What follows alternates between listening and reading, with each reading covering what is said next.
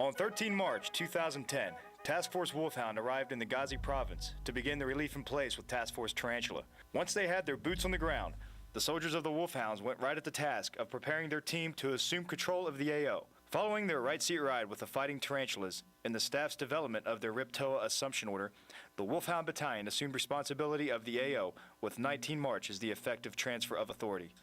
One of the first acts was to formally combine operations with Iraqi Army and local Iraqi police, as well as incorporate stability transition teams into our formations. Although relations with the Iraqi Army were easily formed, they found themselves somewhat challenged in partnering with the local Iraqi police, in part due to the differences between police and soldiers, as well as the geographical distances between them.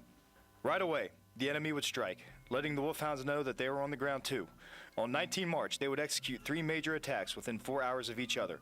An 81mm mortar on the Medina Jabal GSS, resulting in 2 coalition force wounded in action. A small arms fire attack on the Iraqi police in Medina Jabal, resulting in 2 Iraqi police killed in action, and another indirect fire on FOB Denver. Task Force Wolfhound would not let the enemy redirect their focus, where on 20 March, acting on a tip from an informant, the Iraqi police, with support of Alpha Company, executed an operation in Medina Jabal and captured Battalion High-Value Target No. 2, Faki Camille Mansour, and High-Value Target No. 5, Jamal Husni, both having strong AQI ties. This mission was vital in showing the populace of Medina Jabal that their Iraqi police are trained and ready to keep them safe. Shortly after, Lieutenant Colonel Brown, Wolfhound 6, met with the mayor of Medina Jabal in the Provincial Governance Center to discuss the arrest warrant process. Wolfhound 6 ensured the mayor that his soldiers and the Iraqi security forces would follow nothing but the correct protocol when attempting to detain any of his civilians, and they would get their chance to show the mayor firsthand. On 21 March, the Iraqi police and Alpha Company did it again, this time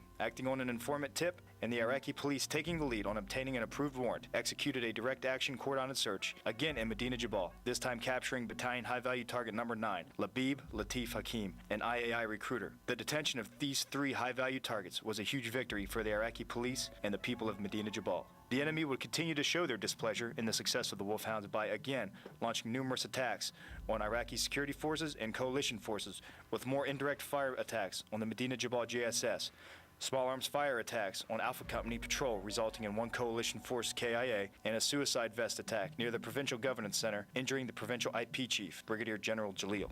The Wolfhound Battalion would continue to stay focused. On 23 March, the task force commander, Lieutenant Colonel Brown, and his civil affairs team continued to show their dedication to the economic development of Medina Jabal by meeting with the mayor to discuss the availability of microgrants to small business owners. The outcome, 4 applicants received 50,000 Iraqi dinar grants.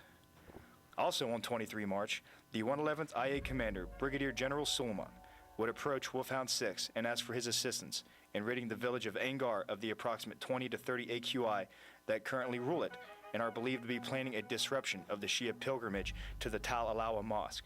Operation Wolfhound Pursuit would be led by the 111th IA with support of a battalion TAC, Bravo Company, mortars, and multiple other enablers. The purpose of the operation is to advance security and stability in the Leyland and Ghazni province. Co-commanded by Brigadier General Suleiman and Lieutenant Colonel Brown, the mission was a success. The AQI cells were destroyed and peace and stability was restored in Angar.